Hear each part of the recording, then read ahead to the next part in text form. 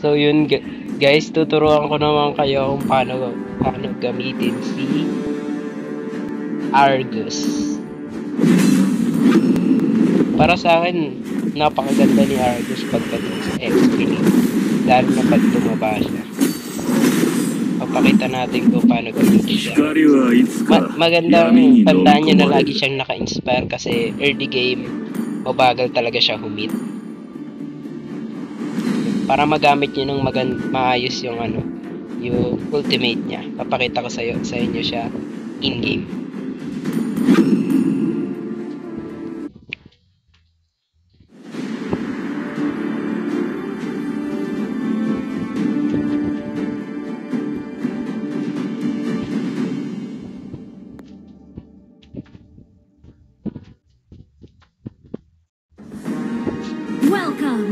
So yun guys, kahit kakabili niyo pa lang kung kakabili niyo pa lang nito ni Argus, madali lang siya intindihin. Basta pag level 1 pa lang kayo, ang lagi niyo ay first skill. Ay, hindi pala, depende pala siya sa kalaban niyo. Kuwari, ang kalaban niyo, edit. Ay, yung mga creeps. Kuwari, ang kalaban nyo, edit. Pwedeng second skill yung gamitin nyo. Kasi AOE siya, tsaka may slow siya.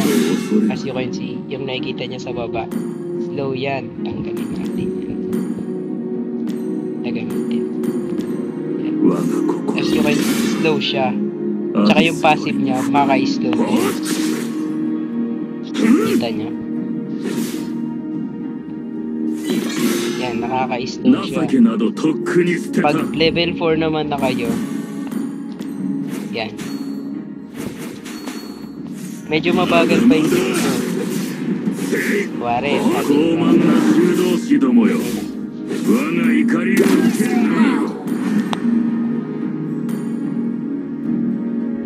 Kuwari, nakabuild na kayo.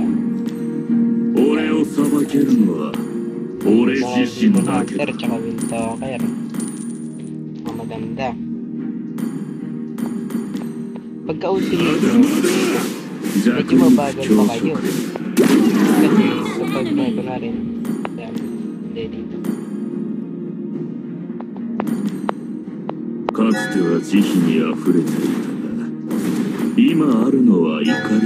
Yun to, nagiging immortal siya. Kailangan nyo mapuno yan lagi. Hindi nyo pa siya napapatay. Wala na yung ulti nyo.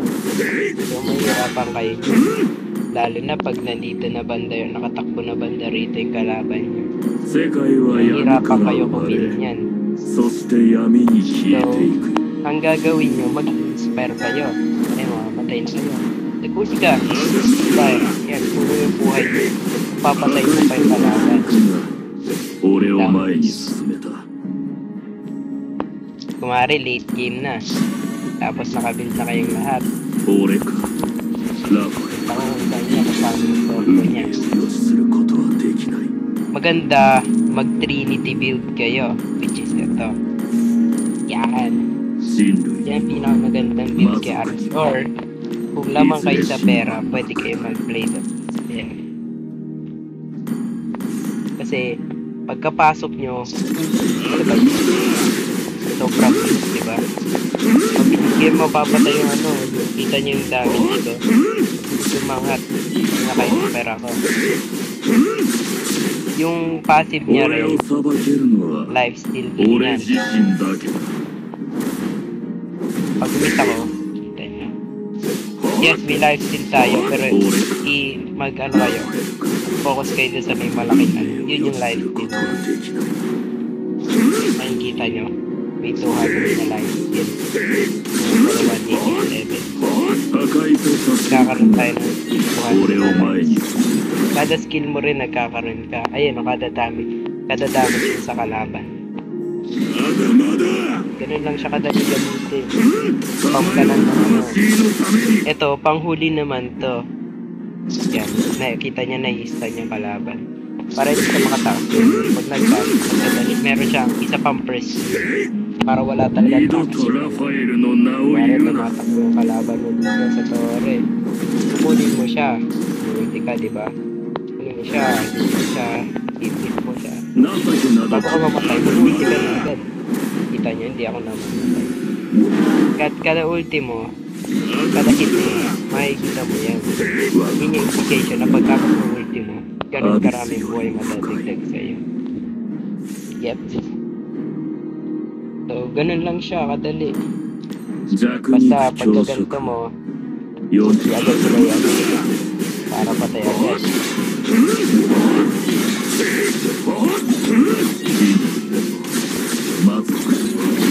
Ganun lang siya. Pagka ano mo, second skill, ay hindi.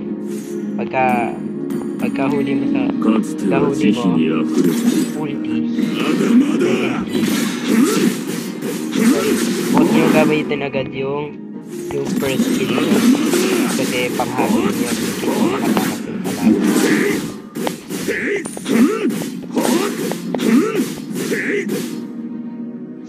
Ganda rin to pang push. Dahil sa ulti. Mali yung experience. Pagkapasok nyo, inspire. Sabay ulti nyo. Kita nyo, na-push ko yung tore. Kasi full build ako. Pero kung hindi ako full build nun, 俺 makakalahati を yung 裁 tore. けるのは俺自身だけだ Ganun lang yun. I-max level natin sa bot. 弱肉強食世の常 Paano? Kita nyo yung indication sa taas. Yan, pag natapos yan, mawawala na か yung かって taas. こい Kita nyo, nawala. Kuwari na ano siya. Slow yan, yun yung indication na na-slow pa yung kalaban. まず Kada lakad ng kita nyo, pag hindi siya naglalakad, hindi siya masyado nadadamage dyan. Pero kapag naglalakad siya, ano 俺は火など恐れない ayun na, pumuputok-putok. Kita nyo.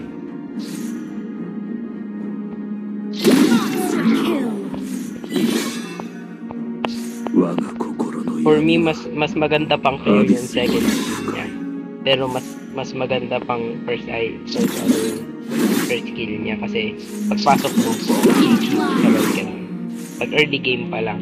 Pero maganda pang kung gusto nyo ng fast clear. So, pare, ta-tower hug kayo, kailangan may second skill ka para mabilis mag-clear ng ano. さまよう Na hindi 魂のため nakapasok に yung kalaban. Kasi kapag nakapasok yung pwedeng dumalaw yung mga kalaban.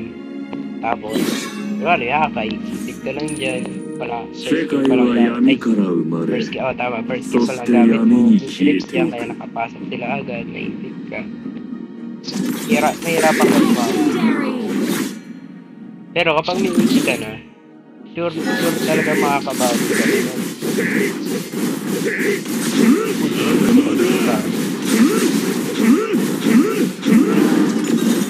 Ganun na. Kita niya na ano ko na yung tore. 二度とラファエルの名を言うな You destroy the turret. 傲慢な修道士どもよ Legendary. Pwede rin palitan nyo yung ano nyo, yung boots nyo neto kasi meron naman na kayo neto eh. Medyo babagal lang kayo, 情け pero などとっ lalakas くに kayo. 捨てた Legendary. Kita nyo, medyo mabagal siya humit. Dahil niya talaga ang pure attack speed sa kanya. 破壊と殺戮 Pwede が nating hanapan to. Oreo Pwedeng Mine. Good nature kasi may attack speed din siya. Pwedeng ano, ito. Para hindi ka maano, hindi ka makahabol ka agad sa mga kalaban. O kaya ito, damage din niya. Pero imbes na ito gamitin, bilhin nyo. Kung gusto nyo na ito na lang bilhin nyo. O kaya ito, kasi attack かつては慈悲にあふれていたが Kuwari, papasukin natin. 今あるのは Hindi dapat kayo mag-ulti. 俺かラファエルか運 Kuwari, 命を要 papasukin する natin. こと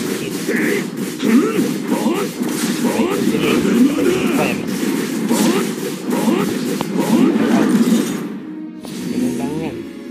Kuwari, nag-cooldown na yung ano mo. Kuwari, naka-recall ka na. Puno na ulit buhay mo. 二度とラファエルの名を言うな。 Pasok ka lang ulit. Kaya pwede sa pang counter din. Kasi ganun siyang ano. Pwede siyang mag-push. Kasi si Bane, puro push い din ずれ yun. 審判が来 Pwede る。 pabilis na kayo mag-push. 我が心に Ganun sa totoo eh. アビスよりも深い。 Kasi yun lang lagi gagawin niya. Yung pang-push lang. Kailangan lagi kayo yung spell bago kayo You destroyed a turret. Yun lang.